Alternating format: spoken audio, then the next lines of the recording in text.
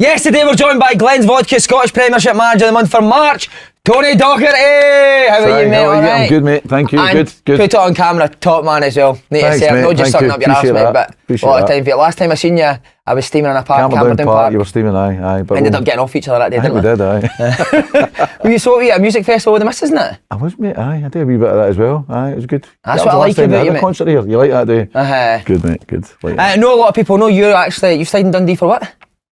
I've stayed in Bristol Ferry for 19 years now. Didn't I like how your class in Bristol Ferry is a different thing for Dundee, So mate? you're a Dundonian. I'm a you know that, Dundonian, you mate. know that. No, but I first moved, I actually moved up here.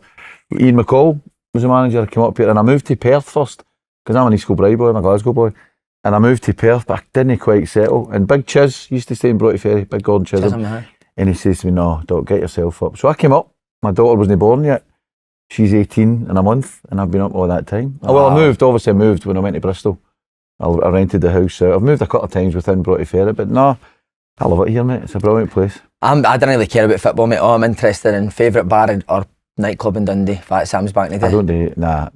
You must have been in Fat Sam's a couple of times. Nah. I'll take the Fifth Amendment on that one. But I like, Ferry's got some brilliant pubs. Fisherman's my pub. I like the Fisherman's. I like Royal Arch. There's just, it's a good Sunday. It's a good Sunday place. I like it. I'm an old guy now, mate. I don't go out as often as I used to. No, I haven't. You give me that look. No, I bet Charlie Miller, he's bad for every. I think Charlie was bad. I think Charlie holds the record. I think he was bad for every pub in Bristol Ferry at one stage. What a boy, mate. Unbelievable. Yeah. As you said, March, mate, what a one. And it actually started with you getting beat 7-1 for Celtic. Do you know what? It probably says a lot about the players. 28th of February we played Celtic, we went down to Celtic. We've probably had two anomalies this season, you know that, and one of them was that night Celtic. I don't know if you heard the story, our bus broke down on the way there. It was just a bad night, we're 6-0 down at half time. I go in at half time, and as I always do at half time, I go in early to get myself ready, but at that time I was going in looking for the old escape to victory tunnel out the stadium. But it's no nice when you look up at that scoreboard and it says 6-0. But testament to what I've got here and what I've built here, we came out, we won this, we drew one each second half. Michael Mellon scored. And I did come out on record saying then that our season wouldn't be defined by playing the Old Firm. What it would be defined is a reaction to it. And the reason you're here, Si, to be honest, is because Manager of the Month, I won that because of the players' displays. That was a hard time, that. We had a couple of meetings after that. And our next three games, which were the month of March, we drew 2 each with Kelly, who are flying, obviously. They scored our last-minute equaliser. We beat Aberdeen and we beat St Johnstone. And they were the 3 games that is the reason you're here, winning Manager of the Month. And I think that just speaks volumes about what I've got here. You've just been in the dressing room and seen them. We've built a real kind of mentality and a resilience, and that typifies it. There's no lot of teams would come back for that. It's a chasing and defeat, that. But the reaction that the boys showed in the 3 games we had in the month of March, as I say, is the reason why you're here, and it speaks volumes about what I've got in that dressing room. Just wanted to click on something you said and ask you as a first year as a manager, see when it's coming like 10 minutes before the end of the game, are you thinking, what do I say to the boys in here? Do I go and read the riot act? Do I go in and am I soft with them? How did you work that out in your head, how to be with them? I think you get a feeling for your group. And again, it's doing the experience. I mean, prior to me getting this job, you know how I worked for 15 years with Derek, and what a fantastic manager Derek is, and he's still doing it, he'll continue to do it. I've also worked with Gordon Strachan, Craig Levine. So you get experience and you know your group, and you think, you kind of hopefully empathise with them a wee bit and think, what do they need to know? Do they need me to go in at 6-0 and give them? How bad are they feeling? They need a bit of support, and they need. But it works both ways, and it's getting to know your squad and getting to know your players, and I think you know what they need at certain stages, because you know the characters and the personalities you've got in the changing room. So I think all of that, to be honest, you comes down to experience, but you only get experience of being a manager. I mean, I've been an assistant manager for a long, long time, and again, as I say, working under a really good manager, but it's different when you're the manager, do you know what I mean? Because you're the one that's giving the message. Is that the hardest part, Tony? The one that's the first one to speak to the players like after games, before games, it's your voice. Is that the hardest part?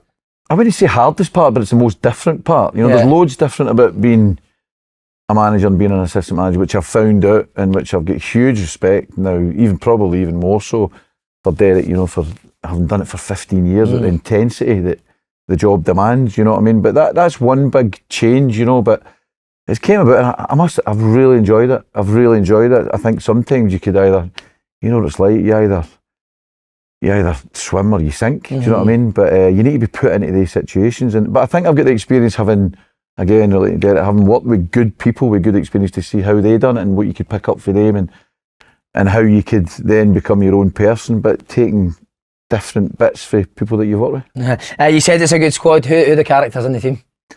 Well, there's a few we look, as you met, looks my, double wide, isn't he? Double wide. But I've got a wee leadership group in there, and he's my wee social guy. He's wee social Bob, so he'll do that. He's like wee eyes if he's still getting me look, isn't he? There's nothing goes by him. Everything comes into my room. He likes a wee sit down and tell me what's happening.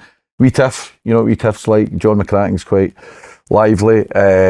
Big Joe's a brilliant captain. You know Joe, brilliant. But it's just a really good blend, because some of the ones that you've actually played with, your wee Lyle Cameron's, Finn Roberts and Josh Mullings, there's a really good group of young, really talented boys, but there's also a brilliant group of senior pros, like your Ricky Lammies and Joe Shaughnessy's, Trevor Carson's, Curtis Mains. So it's a good mix. It's a good dressing room, and I've been in dressing rooms for 30 years, or do you know what I mean? And that's a good dressing room in there. You've just seen it, the wee bit that you did in there, but I see it more than, I don't think a good dressing room is just all about getting on with each other and socially. It's on the pitch. And that wee story that we spoke about, what happened about our reaction to a 7-1 defeat at Celtic Park, I think speaks volumes of what the dressing room is. You've got a good dark story about Greg Stewart, who was my ex-teammate at Dundee as well. Oh, yes, at Aberdeen, that's right, Aberdeen. Greg was a good player. You played with Greg, right? Yeah, he was a fucking better darts player than he was a football player. Looks like a darts player, doesn't he? He spends a lot of time in that pub in Flynn. But anyway, he's a good darter. When he came in the door, I got on really well with Greg, proper darts player, seen off everybody, and I'm saying, fuck, nobody's going to beat him. And he says to me, Doc, there's nobody at this club will beat me. I says, no, I'll find one person that'll beat you. He says, I'm telling you, 50 quid. I says, right, okay, 50 quid. So I've got it in my head, I need to win this bet.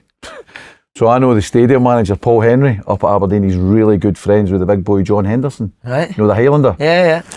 So I've said to Paul, this Greg Stewart's got me in toast. I says, I need somebody to beat him. He says, leave it with me.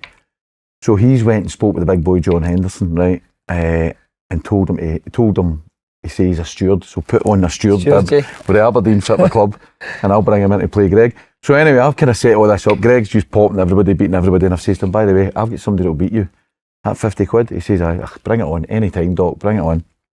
So I've arranged the big boy John Henderson to come in.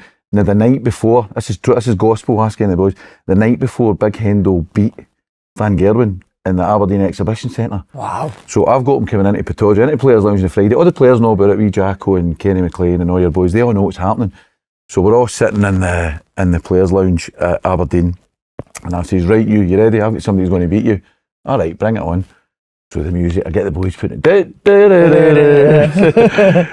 and in walks a big boy Henderson, and he's a big lad. Do you know what I mean? He walks in and he's got by the way, it's ripping out him. He's got the steward's thing on with the Aberdeen.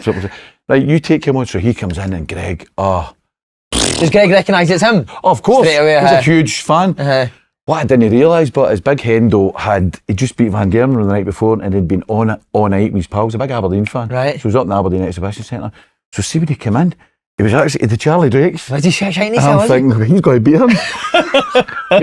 Tell me, anyway, he comes in, well, they play best of 3, and I think, by memory, he beat him 2-1, Big Hendo, but to be fair, Greg gave him a game, but I just, 50 quid. Brilliant. beat him.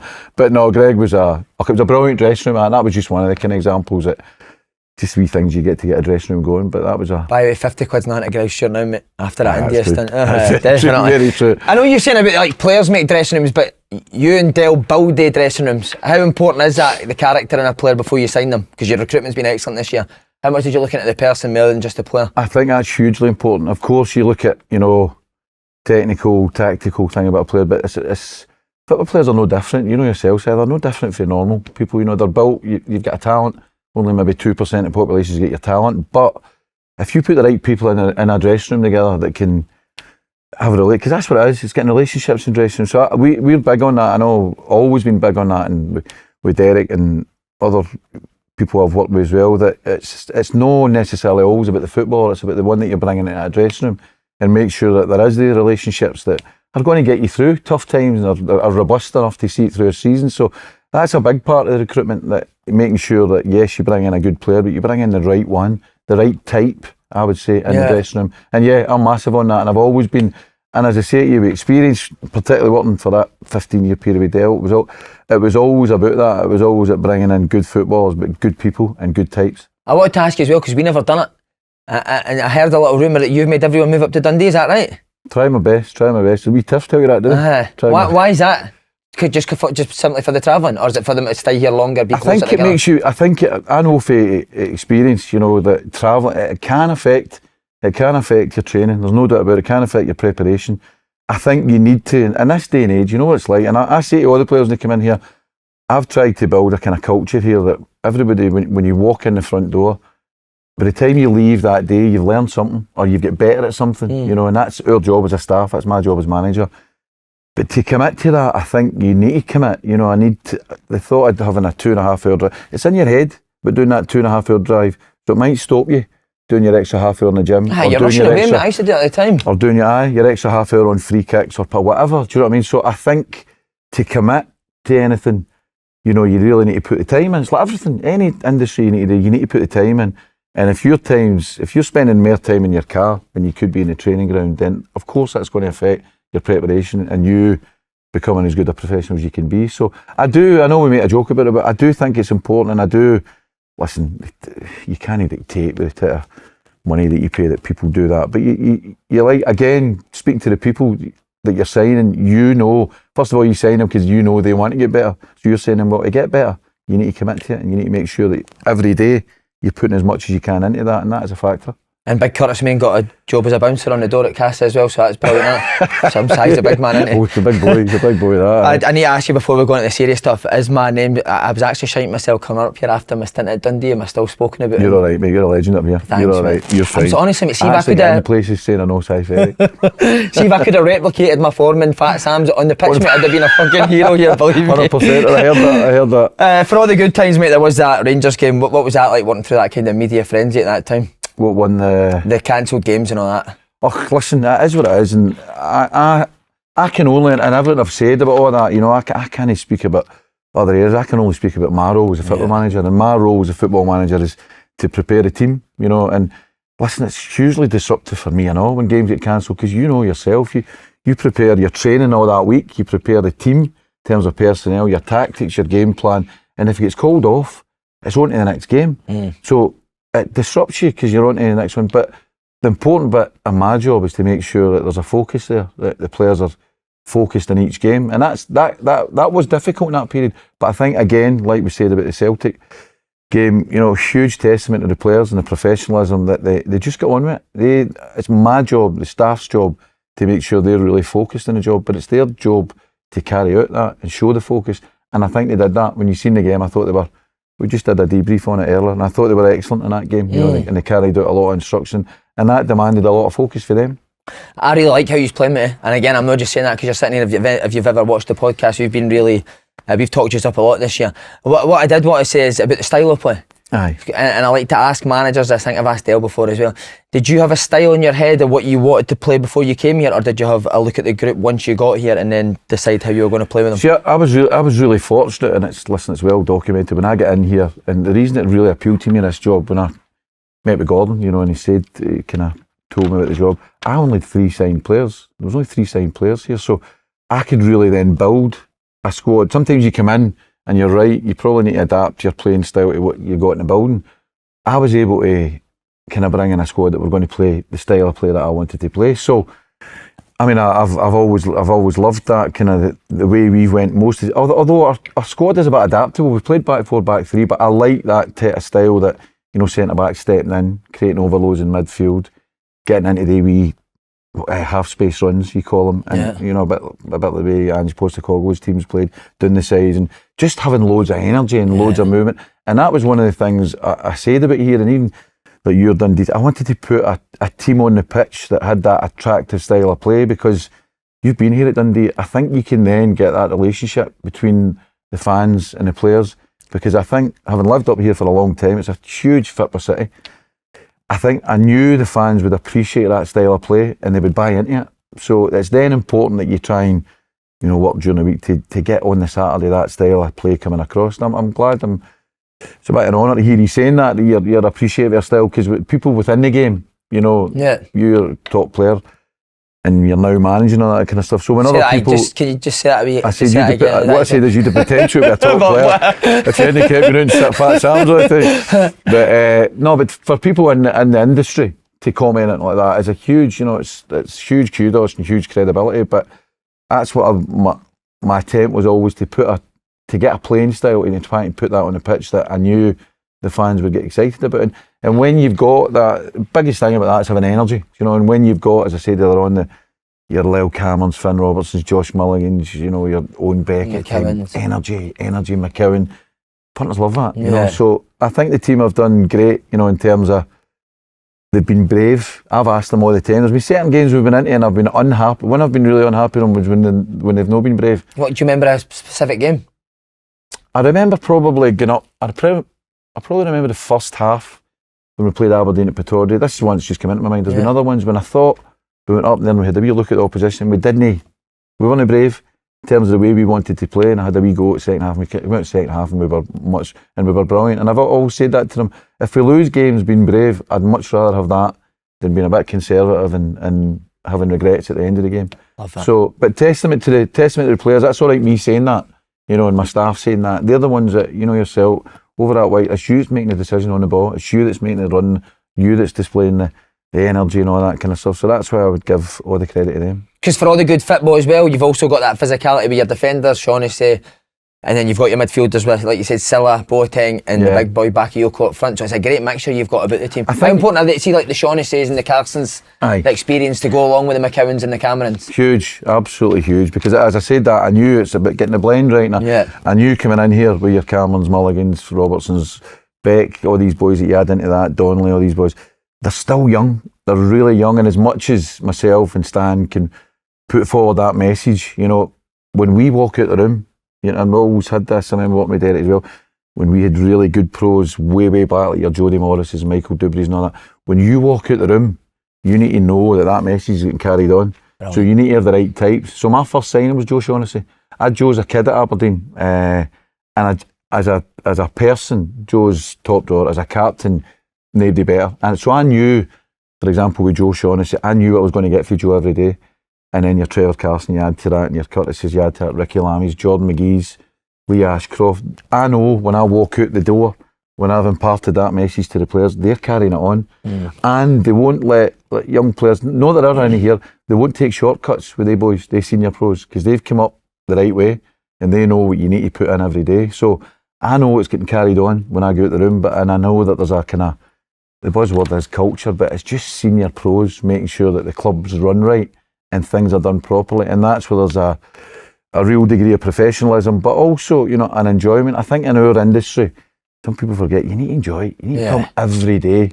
And I do. I bounce in here every day. I can't wait. Best job in the world, mate, isn't it? I can't wait to get my work. Well, you're doing it. You love it. I can't wait to get to my work. And I want all my players to feel that as well. You know, I don't want anybody to think, oh, train them. And you need to create that environment. I think you need to create that culture, and that's what we're trying to do here. And you've just been in and seen it. And if you can get that, you know, you're halfway there. Obviously, it's about recruitment and good players and being able to play a certain way, but they need to enjoy their job. And the setup in here is incredible. Last one on the squad, I need to ask, how did Beck come about?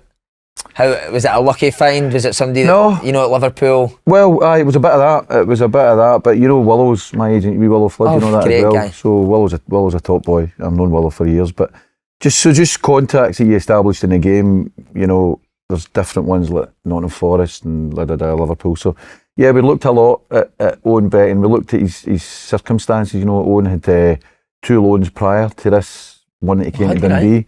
Whereabouts, Tony, do you know? He went to Bolton, was one of them, and it never worked for him because I think physicality, whatever. And he went to, it's a Dutch club, I want to say, I'll get back to you on that, but it was a Dutch club. But anyway, the 2 loans didn't work out. So it was a bit of risk for you then?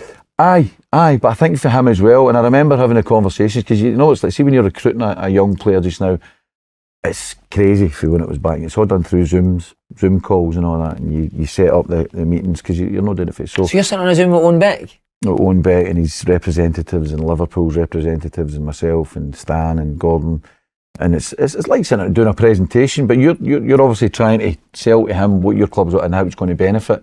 I've did the same with them all, you know, Crystal Palace, Boateng and Nottingham Forest, Aaron Donnelly this year, and all of them. But Beck, Owen was one of the ones that you watch. There wasn't a lot of footage in Beck, so it was a wee bit of a gamble. But speaking to people within the game at Liverpool or people down south that have watched them, people in Wales, people that I trust, had said to me, no, I think this is worth the risk. But then it comes down to, and I think it was after about 3 or 4 Zoom calls or whatever, when you really get to know, and I got to know Owen as well as I did, and I could feel from that level of commitment that he knew that this was a big loan for him. His 2 previous ones hadn't worked out for whatever reasons. This is one that he really had to commit to. So then I remember when I met him and I talked about the style of play and how I wanted him to play in the team and what his strengths were and his characteristics and how he could become a top player in the SPL. And we had that wee kind of objective between the two is that, we wanted obviously the team to be successful, but for us, for him to get in the SPFL team of the year, that was the objective for this year. And to do that, he had to demonstrate everything he had as a player. I mean, he's very Andy Robertson when you've seen him. First time I seen him, I thought, wow. And I know Andy obviously having worked with Scotland and all that. And if he brought all that to the Scottish Premier League, then it would do really, really well. So he showed that level of commitment to me, and after the initial meetings that we had, and I thought, no, this is definitely worth doing. And I remember we went to Ireland pre-season. There's a guy that sacked me for here, right, John? Best decision he made. So I remember we went to Ireland, with the squad pre-season, and Bex came over to that trip there. And I remember the first game we played who was it we played? Was it Larne or something? Like Bray Wanderers, and he played in that game there. And Si, if you get a video, do you get that wee feeling, mate? Aye, that's what it is. A feeling. He played at left back. Finn Robertson played ahead of him, and wow, he just blew everybody away. And I know it was a pre-season game, but there's just a feeling that you get. And then from then on, it was just, but a testament to him, what I would say to him is, he committed 100% to the loan, and when you do, whenever I've worked with really the top players, that I've worked with, Ryan Christie's and Scott McKenna's boys like that, they commit 100% to everything, and that's Owen. See whether it was a gym session, whether it was 5-a-sides, whether it was up head tennis, he's all in. Yeah. And he was all in with this move here, and with him showing that level of commitment and with the ability he's got and everything that he displayed, it was always going to work. I always had a good feeling about it for that game then. And listen, we just got word the other day there. He phoned me actually. We were on our golf day with the boys. I took them out on the golf day with Drummoyd, and I got a phone call. Wee Beck series here because he's obviously done at Liverpool, and he says, "Gaffer, just to let you know, I've just had a phone call to the PFA, Craig Beattie, and he's just told me I've got in the team of the year." So that was a moment. Amazing. That was a moment, but listen, again, I would say all the credit goes to him because for all the good player he is, he wasn't in that place, but he came in here and he committed. He committed to us, he committed to myself, and listen, this guy's a limit. Do you think you could get to Christie and McKenna type heights? Oh, aye. Definitely. I think he could. I mean, Liverpool took him back in January and they had, he played for them and they had intentions of putting him in the team. And you look at the level of competition there, and as I say, when you look at the way Andy plays that left back role, similar. He's a prototype of that, do you know what I mean? But he knew what he had to do here, and I would say that about him as well. He worked a lot, bulking up his upper body and all that, but again, that goes down to that commitment. But no, top boy, you'd love him. Top boy. So you set individuals targets, did you set the team a target once you got them all assembled, and was it just to stay in the league? I did set targets. That's something, there's a lot of that I'd keep internal, because you know yourself, you don't want to put everything out there. But we did, we as a group at the start of the season, I brought in external people as well, just to, What does that mean? People from outside the club, obviously? Aye, I brought in different bodies. I brought in a guy I know from the Marines, right, to have a chat with the boys. And it wasn't done in a way that, it's just all about, I mean, that's the best team, in terms of they look out for one another on a survival basis, do you know what I mean? So if I could get a wee insight of that, for a team, newly promoted team all coming up, a new group coming together, make sure you could create that bond between them, then I think we did that, and I think we formed a real kind of strong bond between the boys. As I say, there's a wee kind of leadership group within that with the senior ones, but with the younger ones as well. And for then we kind of sat ourselves as a group and we agreed objectives, from the group, what our season's going to be like. But I'll keep them to ourselves, but it was part of a process that is building a team that, and it's agreed objectives. It's not for me, it's for within. And we did have objectives, and we've ticked off most of them this season, that I'm really pleased with. And we've still got a bit to go. So hopefully we can get to the next level. It's quite common now for the blocks that managers work in blocks. Are you the same? I think Dell's, when he was on here, he said he'd done it. So you'll do like a quarter. You'll put an estimate how many points you should get per quarter. That's a thing you do. I didn't do that with players. No, I didn't do that with players. But we did have objectives. For example, I wanted to get 10 wins under the belt quick as I could. I wanted to get 10 clean sheets as quick as we could. So obviously the main objective at the start, as you know, as a newly promoted team, was achieving that objective of staying up. So that was the primary focus, getting that. But there's also things within that as well. But make sure that your daily routine's good, you know, and that your training's good. Train at a high standard every single day. And if it's these objectives, if they're agreed and they're not just for me, if they're agreed within the group, then they become more realistic. You said you started off with Dale. How did that come about? That's 15 years you said you worked with him. So is it Dundee United? Am I right in saying Dundee that? United, aye. So you're coach? I was first team coach at Dundee United because I came up. That's the reason I came up here. I came up here with Ian McCall. I'd been at Falkirk. I just came from when I worked with SFA, and I went into Falkirk under Alec Taunton and wee Crunchy.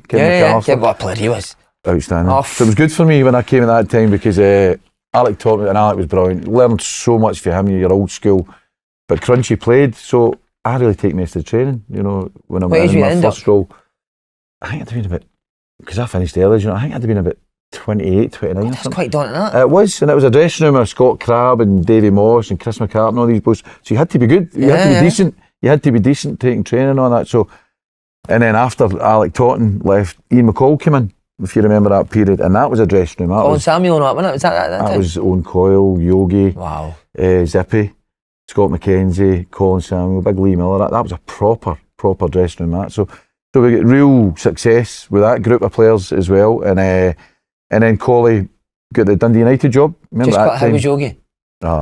Different class. Was Yogi, he? Brilliant. Funny. Challenging for you as a coach? Your story's no. Exact opposite. Couldn't have been more, because we're younger than them, do you know what I mean? And I'm on the training field. But Chiz and Coyle was a player there obviously as well, but couldn't have been better in that way, do you know what I mean? Couldn't have been more kind of, no understanding, that's not the right word, but just a great guy, just really brilliant professional, Big Yogi, absolutely brilliant professional. I think people don't see that side of him as well, but it was a good dressing room, that one. But again, going back to what you're saying about dressing rooms, you just came out of there, that's your background there.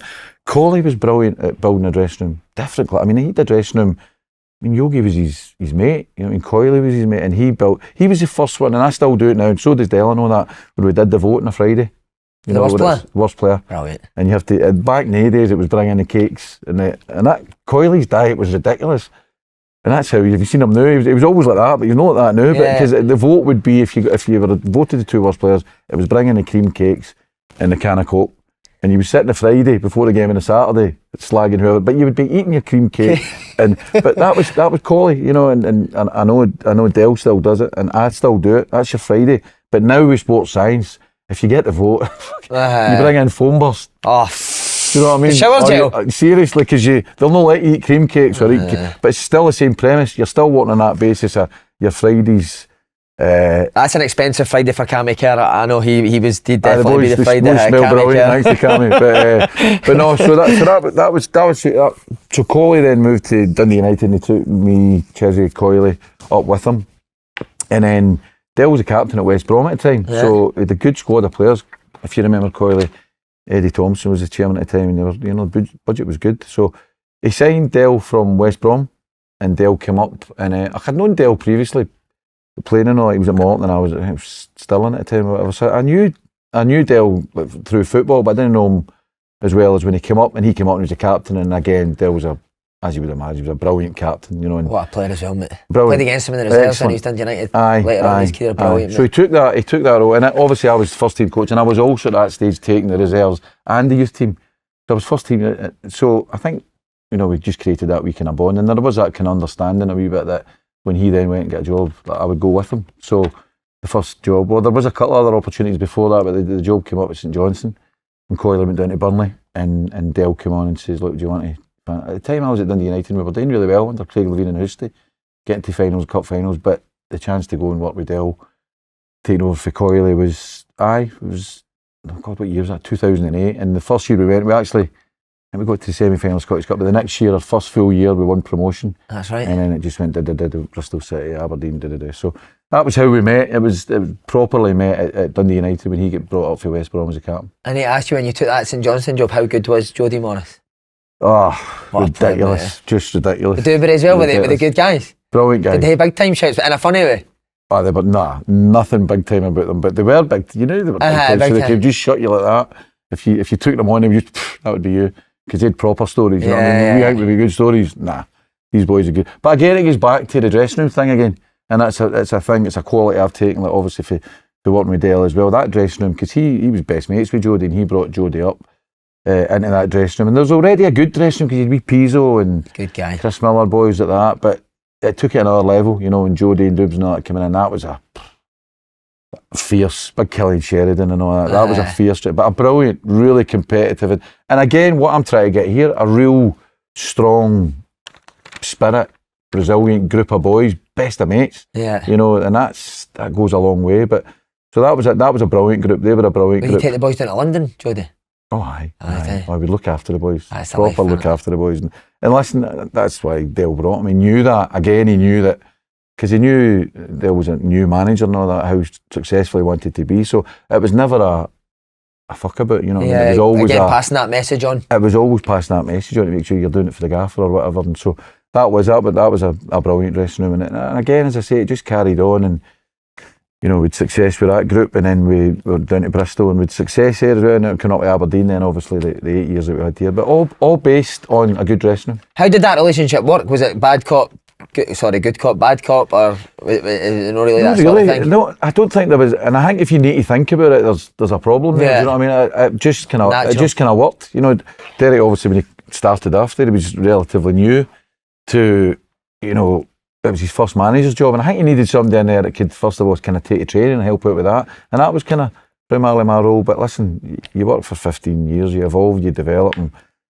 as I say, you've just at the start of the interview, I mean, Dale's a top manager, you know, and to be still working at the level he's working at and be the level he's at now, and you know, he's young, Dale, but he's been doing this for 15 years, and he's at another, I don't know how many years, but working at that top level, and me being in it, seeing it just for a year, how demanding it is, hats off. Would he let you speak after games? Because I'm an assistant now. See, when a manager speaks for 20 minutes, he goes, "You got anything to say?" And the boys are like, "Yeah." See, that can be a hard bit, but no, always. I would normally always get the last word, but you know, say his bit. But that as an assistant, that's quite hard because when I'm ready, because Dale's so thorough, you know, when I'm ready to give my spiel on what I think was wrong, strikers weren't combining or we weren't rotating, middle of the park. If he said all that, I'm like, oh. So I would actually, when Dale were going to speak, I would take a wee checklist of my own, knowing what I was going to say, and if he said it, bang, can he say that? Bang, can he say that? And there were occasions when he said everything, and I would make something. No, I wouldn't make something up. But if you're comfortable in your relationship and you felt I don't need to speak here, then you don't. But if you still feel there's a message here, and you'd always say, and I'm the same with Stan, if I'm sent here, you know, make sure, because the most important bit in all of that is the player. You know, yourself as a player, and you always pride yourself, and I always do as a manager, always did as an assistant manager working under Derek, that every player must know their job. Yeah. And if they don't, that's your responsibility, because that's, as I said earlier on, you've got to make sure that your players are prepared, focused, ready for every eventuality in a game. Would you disagree? Oh, huge. I'd fight more if I'm with my brother. What would it usually be over selection? Again, you can't generalise. It would be, again, when you work for that amount of time, I think you need to be honest, you know what I mean? Give your opinion, you know, and that's what I value, that's what I appreciate, and that's what I've carried on now that I've got I don't like Constant, my assistant, my colleague, you know, that I want to be challenged as well. I don't get everything right, there's no way, and I think you need to be that. If it's like anything, you'll be the same with I hope you're the same with your assistant. Definitely. Whoever you brought in, you trust. You know, you brought him in because you think, no, he can help me. At the end of the day, you want to be successful, so you bring in somebody that you trust. So I think it's all based on that, and I think if you're comfortable in the relationship, you won't hold anything back. You'll say what you think's important for the team. Do you think it helps that your assistant manager's also been a manager? Aye. He was at Hamilton, wasn't he? He was a Hamilton manager. He was, but he's also, Stan's got brilliant experience. Stan was always Paul Lambert's assistant down south, so Stan's brilliant. Stan's got really, really good experience, and he knows, as you said, he's been a manager. He knows how to help me, and to take things off and all that. There's brilliant stuff in there. I've got big Scotty as well, Scotty Patterson, who does a fantastic job, really good job. I've got Matty Castle as the analyst, who top draw, really top draw, and Alan Combe goalie coach. So there's a good kind of energy synergy about us all. You know, it's a good group. You know, they enjoy it. I enjoy working with them. But I think it does help the fact that, to answer your question, that Stan's been a manager. I think he understands. Do you think the job's got a wee bit easier? I know it's had the hardest job in the world, but because there's so many people now helping you, like see when you and Del would have started out, probably they'd just been used to doing everything together. But now you've got analysts. Yeah. I remember when we were first St Johnstone, I remember I'd sit up all night with the wee laptop doing your analysis work, you know what I mean, which would be tagging stuff and all that, and that's what we called it today. And how much has moved on for now. Aye, it is. When you've got more resources to do more, do you know what I mean? But players' demands are more now. Yeah. You know what I mean? You know, as a player now, it's all about sports science and analysis, and so you need that resource, you know, to get the best out of your team, because if you're not doing that, every other team is. So does it make it easier? You still need to manage all that. You know, it's important that everybody knows their job, knows their place, and the most important bit is they need to know that they're doing. The players are the most important bit of this. Yeah. So everybody to know their role within that, that's the kind of management of it. But whether it certainly makes it, when you've got the resources, you know, but it's all relative, isn't it? I mean, you look at a Premiership, Liverpool compared to the resources that we've got here, our resources maybe compared to, well, I don't know, East Kilbride, Canes. I know, we've probably got more than you, mate. I know that's probably 10 analysts. Have you found yourself doing less coaching now that you're a manager compared to what you did when you were an assistant? Probably. But was that a conscious decision?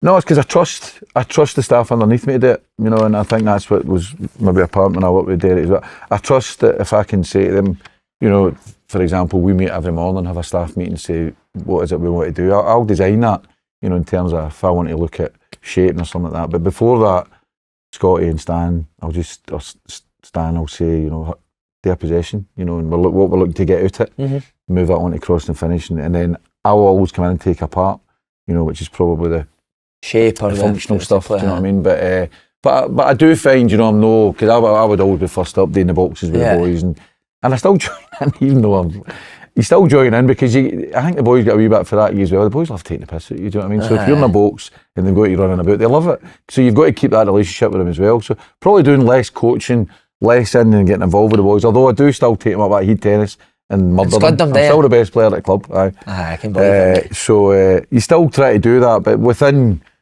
your management role. But listen, I'm only a year into it, so I'm still learning. But you're cruising. Have you been nutmegged as a manager in the box? A couple of times. Who done it first? He's actually tried to do it, He's been desperate to nutmeg you. That's how we became top man in there. He just went, here, have a bit of that. And the dog go mad. Mental. We Tiffany, mental. Brilliant. See, on the assistant, when you were, obviously last year was the first time that you became a manager, was there moments before that where you kind of thought, I would like to give this a go, but maybe came back for it a wee bit? There always is, you know, but I'm really comfortable being an assistant to such a good manager and a good friend in Derek, you know what I mean? I never really looked for it. I was never searching for, I want to be a manager, I'm desperate to be a manager. An opportunity came up, a couple of opportunities came up that were never really, I never really looked into them so much, but this opportunity came up at Dundee, and obviously with my relationship with Gordon and speaking with him, I just felt it was, you know, I'm of an age now, you know, when do you get that opportunity? Do you know what I mean? And when an opportunity came up for a newly promoted team, your first job in a Premiership job, too good an opportunity to pass up. But I need to stress it, I didn't do it because I wanted to become a manager or I reached the end with me and Derek working together. I loved it. Kilmarnock was a brilliant club. It was a brilliant time, that, you know, winning promotion with that team. That's a brilliant set of boys, as you know. Yeah. And it was all good, and I knew the way Kilmarnock went this season, I knew exactly that's you could see that coming, could you? Absolutely, for all the hard work that went in, you know, with Derek and Paul, and now Archie's in, and I could see that coming. So it was just really kind of, and it was one of the things, you kind of grab the nettle a wee bit and you go, do you know what, let's have a wee go at it. And fortunately, with the support I've had brilliant support for particularly Gordon, but you know, John as well, with the support that I've had, and all the staff, you know, I had to recruit my own staff as well, you know, I only 3 players, but I didn't, so I brought in Stan, I brought in a sports scientist. Why did you pick Stan? Again, because I just thought somebody that can really complement me, and somebody that's got the experience, you know, knowing that I'm going into my first management job. As you said, he's been a manager, he's been a quite high profile assistant manager, but I knew how good he was as well, you know, in terms of really organised person. So I think I've been to enough of these courses, I've been experienced enough to know that can I bring in somebody that's going to complement you, maybe be better at you at doing some things that you're not good at doing. So I knew I was bringing in somebody with a real competence level, do you know what I mean? And a good guy as well. He's a proper guy, Stan, you know what I mean? He's good principles and all that. And so I brought in him, also brought in Robert Keelty. Don't know if you know Rab. Rab does the sports sciences well. I've known Rab for years. And just bringing in people that are good at their job, but are good, similar to players we spoke about earlier, good types, good type of people as well. I like to know about this sort of insight. If you didn't want to go into it, then it's fine. But when do you first, is it you just sit in your house one day and your phone rings and it's Gordon Strachan talking to you about the Dundee job, or how does it even come about? Well, obviously, I mean, what happened, you know, the previous manager here had won the league, and then for whatever reason, unknown to me, he wasn't the manager anymore, so I knew they were looking for a manager, and then, So do you apply? Conversations, who? Do you apply for the job? No, but conversations. Listen, I would speak to Gordon regularly anyway, because my relationship with Gordon, obviously with him bringing me into the Scotland setup, you know, I've always kept in touch with him wherever I was working, I'd regard him as a friend. So just kind of conversations went from there to there, you know what I mean? And it just all of a sudden became something that, no, this is a kind of realistic proposition and something I think as an opportunity I should probably look at. But again, it's something that, because I was so comfortable with Dale, because he's my mate and I speak with him about it, you know what I mean? And he couldn't have been more supportive, you know what I mean? Absolutely. Are you nervous telling him, as he always is. A wee bit, aye, because it's a strong bond, you know what I mean? It's a strong relationship, but couldn't have been better. And still, even to this day, couldn't have been more supportive, and he's always the one on the end of the phone if I need to pick it up. But it is, you know, I'm a Premiership manager now, and he's a Premiership manager. He's much more successful than me, you know, he's got that European thing tied up already. But no, it was something that you would involve him in just because of the relationship. Just on Gordon, did you set it off straight away when you first met him, and was it through the Scotland national team? Did he call you up to be first team coach? Aye, he called me into the squad. I think who did. That must have been a great honour when he phoned Gordon Strachan, phoned you after that. Can you remember that phone call? Do you know what I remember? He must have spoke with Dale first, because it was Dale took me in. I remember that I was up at Aberdeen at the time, and he took me into the office, and I wondered what he was wanting. He says, "Listen, do you fancy a wee gig with Scotland?" I went, "What are you talking about? Scotland what?" And he says, "No, Gordon Strachan's been on the phone." And so he'd obviously spoke with Derek about it first, and it's a brilliant opportunity to go and get involved with that. So, but then obviously when I get into I met with Gordon as soon as I'd said to Dale, and Dale Aberdeen had approved it. So then I went and met with him in a hotel before I met up, and I just hit it off. He's a brilliant guy, got a great personality, funny football guy, funny and fit, but you could be like, yes, you could be sitting for 5 hours and it seems like 5 minutes, and you just talk. So no, that was a huge part of it, but no, that was a kind of process that went through. Again, a wee bit insight. Who was the top players at Scotland? Who impressed you when you went to the Scotland team? At that time, well, obviously, do you know what? Griffiths at that time was just ridiculous. And Craig Gordon, I would say the two of them. And I remember Griff used to always want to stay at the end of sessions. He would used to stay out and listen. You'd been used to working with good players at your own club, you know what I mean, at Aberdeen and whatever.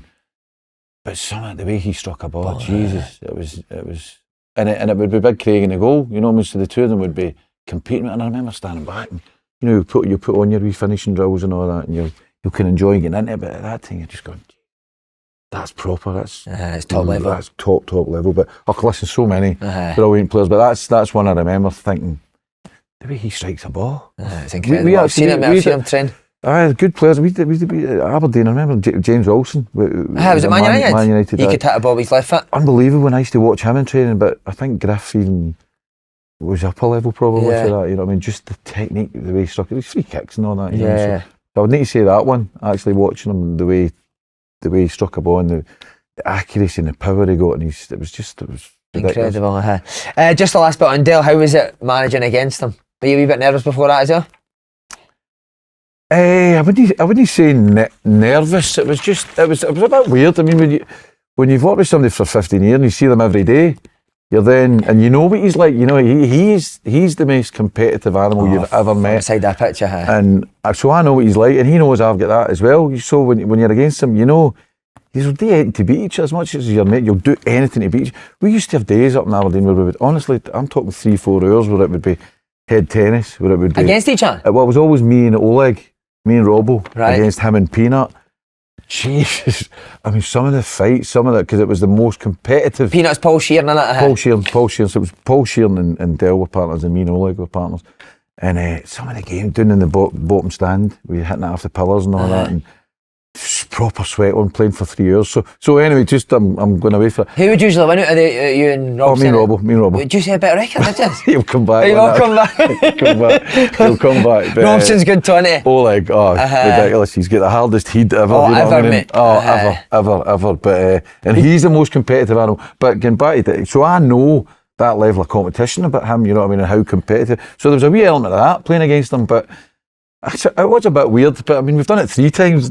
Well, no, in the Scottish Cup game that they beat us as well. But we've had, is it 3-2 eaches?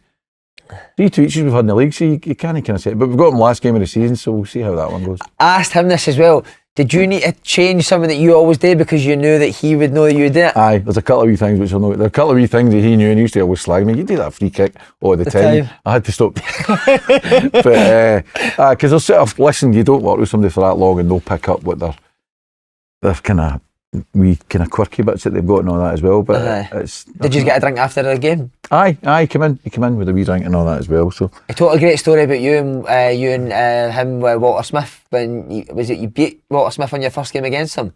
Oh, aye, and he thought Rangers would be raging. He made the Rangers players wait on the bus and he came and had a drink. Yes, absolutely brilliant. And that's the making of the man. Do you know what I mean? It was brilliant. That blew me away. That blew me away. I know it did. How close him and Derek were, and that for me, that's really important in the game, and that's why I'm saying I mean, obviously I speak a lot about Derek here and the amount, you know, he's inspired me to be a manager, and all the other ones I mentioned as well, your Alec Tottens and Ian McCalls and all that. That's what it's all about, you know. For me, it's about good people. It's what you spoke about earlier on about bringing into your dressing room, and that was just class that night. It was just absolute quality, because it was like teacher and pupil. Do you know what I mean? And that night we were brilliant that night against a proper Rangers team, and that was just Walter Smith being exactly what it was, an absolute class act. So that was good. I never asked Dale this, but I should have. Have you got another night in particular that you've really fond memory with Dale? What's your favourite memory together? So there's loads of nights we had. Loads. I mean,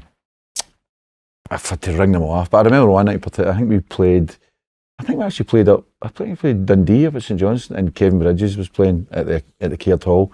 And we went to see Kevin Bridges, and he was staying at myself, Sharon, Nicola, and Dale went to see him, and he was staying at the Old Course. So we went for the concert back to him and sat with him, sat up and had a night with him, and I can always remember. But this obviously it's going to be. I think, oh yes, we're going to see. You've just watched a comedian who is the best. He's Billy Connolly. Do you know what I mean? He's the funniest. This when he was just coming up, like. Aye. Because him and Derek are tight. You know, they know each other really well. So he invited us over to the Old Course for his kind of management and all that kind of stuff. And I just remember going back there and saying, yeah, we're going to spend the night with comedian. But obviously, the last thing he wanted to do was entertain us.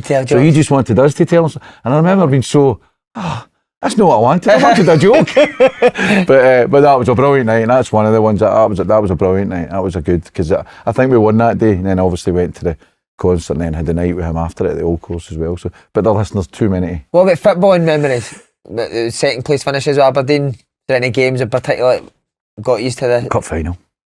Winning the cup, and there's great footage. Actually, we had a night just about probably 3 or 4 weeks ago where it was the 10th. Can you believe that? 10th year anniversary of winning the League Cup final.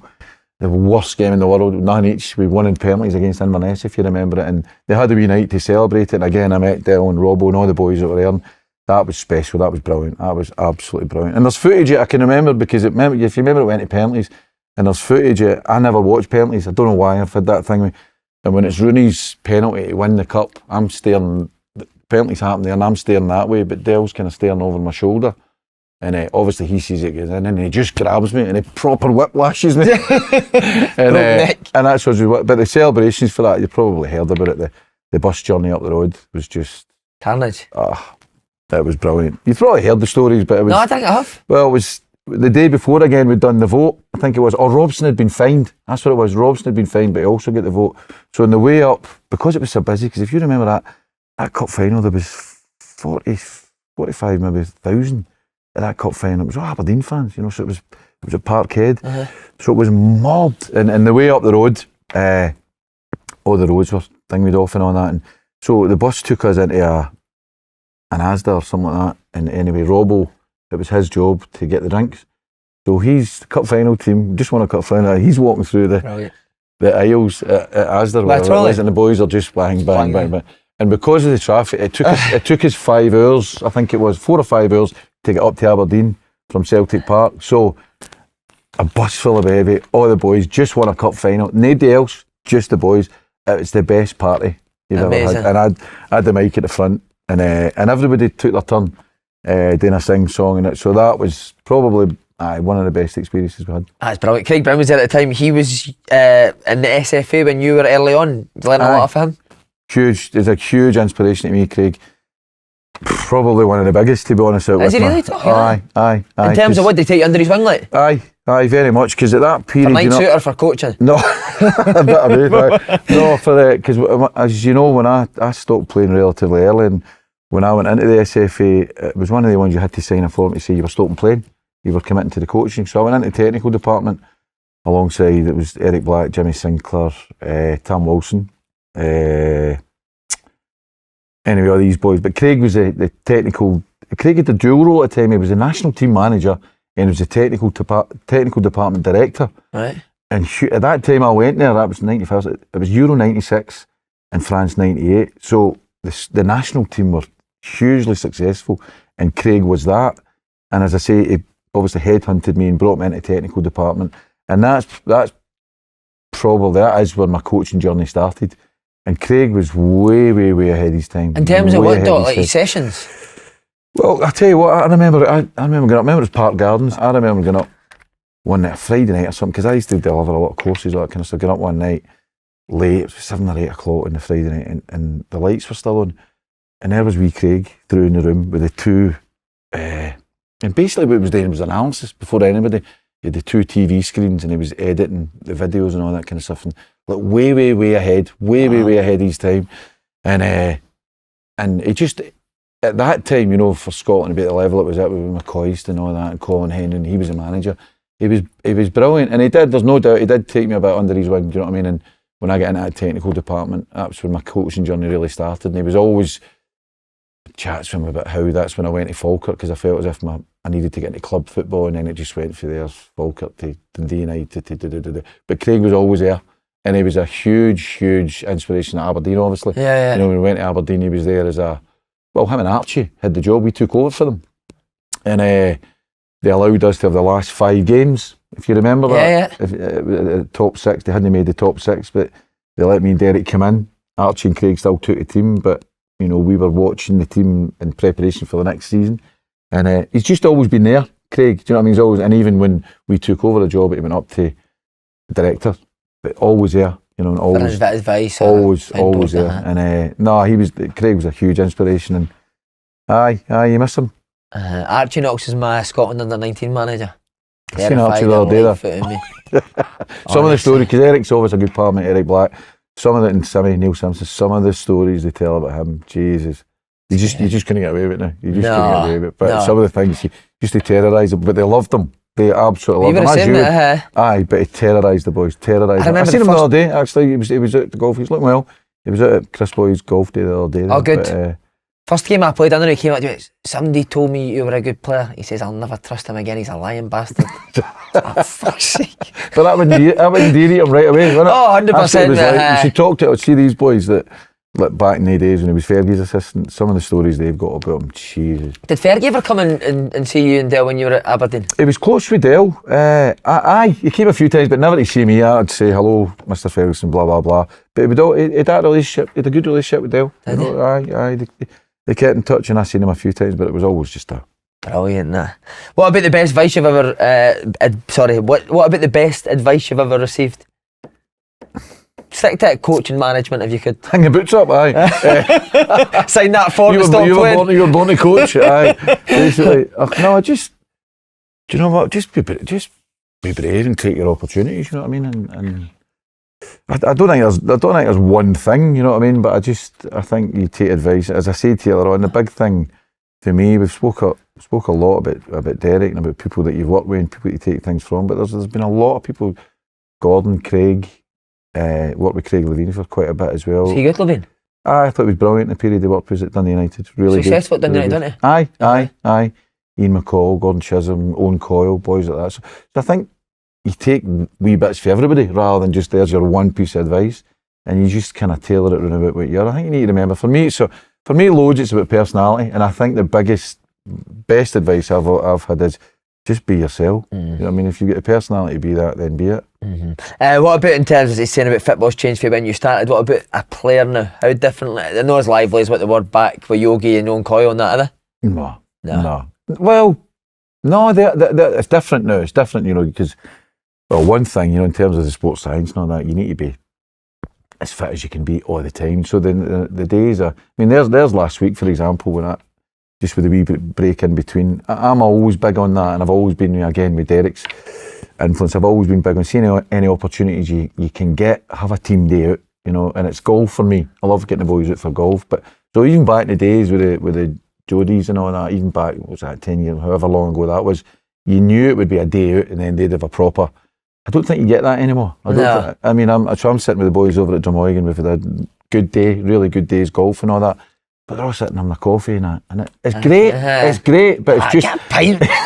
Fuck's sake. But it's just not what it was, because the demands of being a footballer now are probably. Yeah. You know, they're running 13k every game, and you can't do that. You can't do that if you come back for pre-season the way you used to come back. You know what I mean? Oh, disgrace. So you can't go to Fat Sam's Thursday, Friday night and play on a Saturday. I'll tell you something, Todd. If you were hanging about that Wonderbar in Glasgow on a Saturday night, you get a shock. You would get a shock. I don't know who you're talking about, but leave it at that. You say about the golf days, and you mentioned the Aberdeen boys. Like, I know for a fact you're still tight with like Jack, Shinny. Aye. All the boys. Like, so is that just that Aberdeen team, or have you got other players that you've coached that you still keep in touch with? No, do you know what? It goes way, way, way back. You know, way back. I remember my first youth team was. I still keep in touch with a lot of the boys. So I think it's all about relationships, and if you build relationships with players, proper relationships, it'll be relationships forever. So I think every team you've went with, you know, you go through, you can get back, you speak with Jody a lot for, you know, Pizzo, you know, boys like that. You know, so I think doing well, mate, with the doing agency. great, and proud. You know what I mean? That he's at his personality. You know what I mean? He's used his personality to the max. You know, and it's whatever side of the industry you want to go into, be yourself. Pizzo's an example of that. But no, I think if you establish relationships with whoever, if they're good relationships, you keep them. That's the boy Logan as well. He's always got you on his Instagram. He's a belter. He's a belter. How was he to manage, coach? Brilliant. I played against him when he was at Brentford, mate. He was a good player as well. Top boy. He couldn't give him a brass night with blowtorch. He was just top drawer. And he's another one, you know, he'll phone up, and I think he was winning a game of golf last week, and you'll just meet up, and you're just there with him again, do you know what I mean? Great boy. But there's loads like that. Big McKenna was up the other week, just before he went on his loan, and we had a game of golf and all that as well. So Kenny McLean. It's funny actually, because Kenny McLean now, like, he's good pals with John McCracken, for example. You know, right, the goalie. But Crack's a young boy, so he's got Kenny. Kenny's the Norwich captain. But I knew Kenny when he just came to St Mirren. So I can, you tell, you know what I mean? I can tell Crack some stories about Kenny. Being wet behind the ears or not. Back in the day, but which he would never believe, because Kenny's status to him, not that he's no status, he was always a brilliant player, but he was just making his way, do you know what I mean? When I knew wee Jacko and all, do you know what I mean? And boys like that. Jack was brilliant for us, wasn't he? Brilliant. When we played against us, Jack, I always thought Jack was the best player. Top player. Could you tell he'd go and do what he's went and done at Rangers? Aye. Injuries have kind of killed him a wee bit. A wee bit, but Jacko is the other one. Jacko had just a brilliant competitive side to him. It was technically outstanding, but he had that real competitive side to him as well. You know, he was a winner. You know what I mean? Remember the game him and wee Willow? We were hammering top. Oh, that was brilliant. And that was up. You know, sometimes. So are you standing on the side? What? Obviously, you're standing on the side. Well, sometimes you see a wee bit of handbags. You see that was a proper. Is this in training or an actual game? Oh no, it was a game. We were playing something at Pittodrie, and the two of them proper. And I remember I had to. Dale says to me, "You better hurry up and get in before they get to the dressing room." So I had to try to get down to the tunnel before they got there. And that was a good one. That was a proper one. But two boys that were the most competitive boys in the world, but. Then it's all forgotten, do you know what I mean? They just want to win for their team. Yeah, can Dale go in the dressing room, Doc? What? Can Dale crack? Okay, I think every manager can. I think every manager's got a tolerance level, aye. Who'd be the scariest that you've worked with? Levine's meant to be bad. There you go. Is that bad, is it? There you go. I can imagine. See that Aberdeen team where you just unlucky he's came up against that Brendan Rodgers Celtic team? Aye, I think, you know, and he's done so well, mate, didn't you? Aye. Many finals. I don't know. Somebody asked me. I think it was 4 or 5. I Was don't it? know. But the biggest kind of heartbreak one was the Rogic.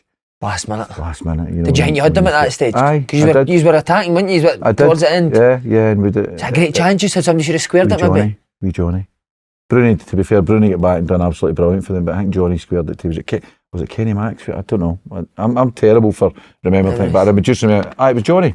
Johnny Hayes was through and goal 1-1, and Bruni get back and and then they scored. Kids, I'd never seen it coming. Do you know what I mean? I thought at the very least it was going to penalties, and then just at that, and that was because that was a culmination. That team that Derek had kind of assembled, that was just coming to an end because there were a lot of players leaving. You got Jackals and Kenny McLean. There was a lot of players leaving, like Chris at that time, and that would have been fitting to finish winning that cup final and just for it to be taken away with you.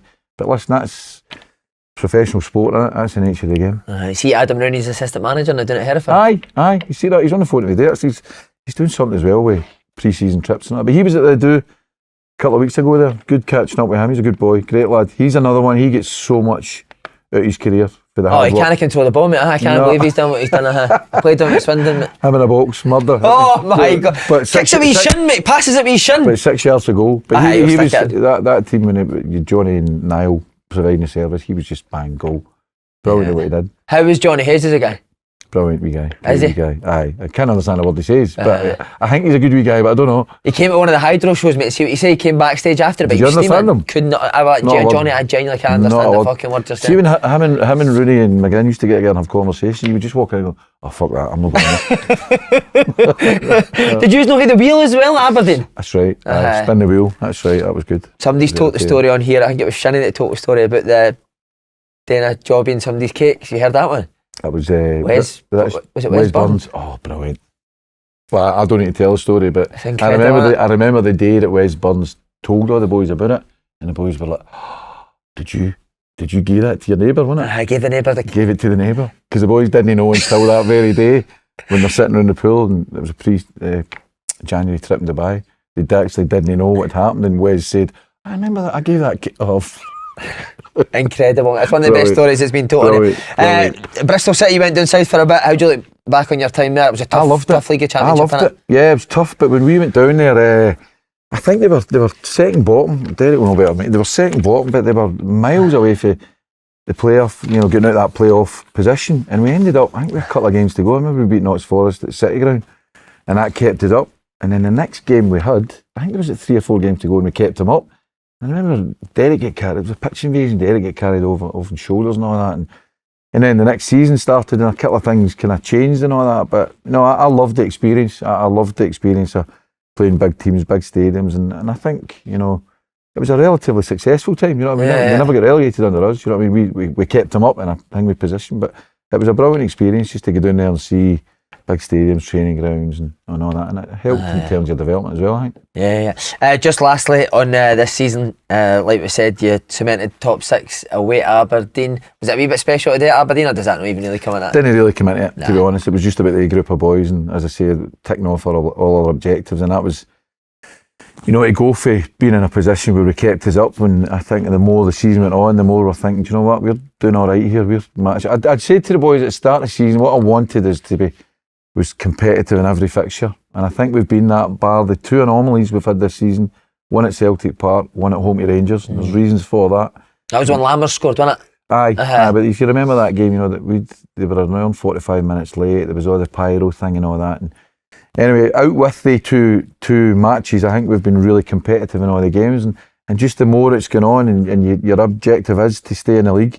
But when you realise, you're winning games and you're doing well, and players are getting better, improving, teams getting better, you think, you know what, there's maybe, let's have a wee look, can we do top 6? Yeah. And then when you tick that off, and that's why it was such a big thing for the boys. I think you've seen the way we celebrated. Some people are getting us pelters, I think you won the Champions League, but for that group of boys to have assembled a group of boys, when you've only got 3 signed players, you need to bring in your staff, all the stuff you need to deal with to get that day when you get yourself into the top 6. It's a huge amount of satisfaction you take for that, and pride. Do you know what I mean? And testament to the players, how I know how hard they've worked on a daily basis. So for them to get that reward for what they did, it was brilliant. It was a really, really good feeling, and just enjoyable to kind of take it on. Just quickly on that, is it Anomaly you said? I'm not Anomaly. as clever as you, mate. Is it Anomaly? Anomaly. Is that the 2 bad ones?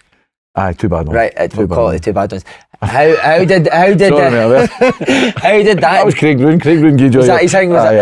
aye. How did that differ as from being an assistant and getting beat like that to now being the manager? How did you find that when you went home at night? Was it a lot different to it? Murder, awful. Because the buck stops with you. Yeah. You take all the responsibility of that, and you need to shoulder that. You know, you need, as much as you enjoy the good things, you need to shoulder the bad times as well. You know, and then you just analyse and you think everything you did that contributed towards that bad experience. But listen, I suppose it's part of the process. You know, you need to go through that. You know, and as I say, I'm only a year, just my first year of management, so hopefully all these things shape you and make you become a better manager. You know what I mean? So, aye, but it's trust me, there's no wink slept that night or the next night or the next night. But And are you good at just leaving it in the back of your mind, or does it affect you in terms of the missus and the kids? that's a hard bit. But they've been so brilliant, absolutely brilliant, and they knew they had, you know, me coming into management. There has been a lot of that, you know, but I think sometimes the best thing is getting back into your work.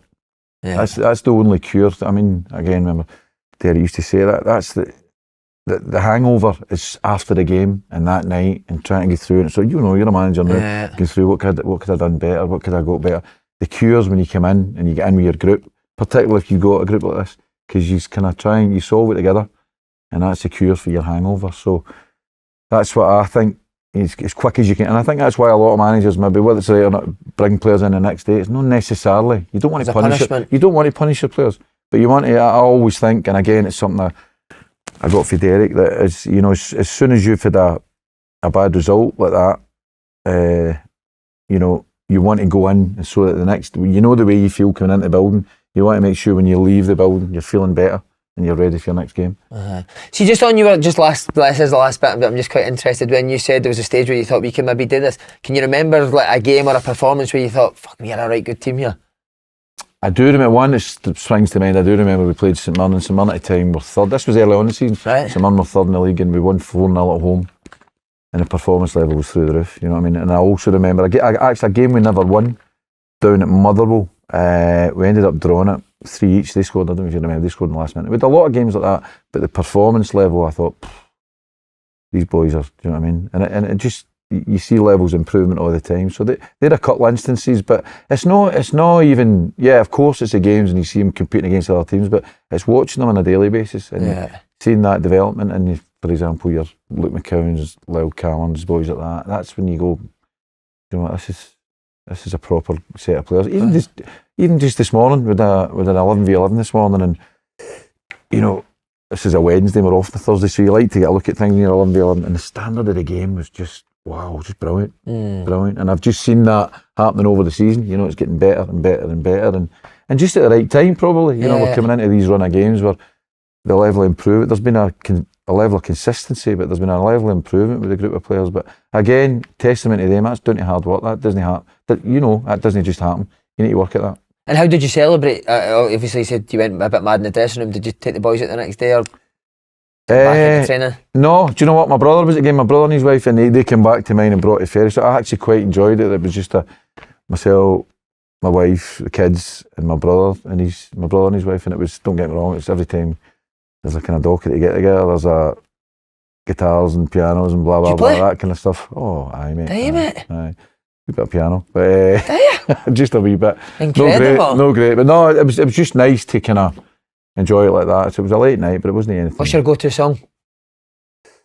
The Wanderer. The Wanderer? Because I'm a wanderer. There you go. Is it? When did you learn the Aberdeen boys will cane me about that, because that was the song I sung that. In your initiation? Get up that's not an initiation, but get up in the bus after that League Cup final one, when it came round to me, see when you're saying go to, so it was the only song I thought, this is the only one, because I remember my dad used to sing, this is the only one I can remember all the words to, so I belted out The Wanderer, and Adam Rooney's and all that. I'm like, who? The fuck's that? They were all singing The Killers, and I'm singing The Wanderer. Old school. Just last time, what's the ambitions for the rest of the season? Obviously try to get that 5th spot. Well, again, now we've ticked off a lot of objectives. We've ticked off staying up, we've ticked off 10 clean sheets, 10 wins, we've ticked off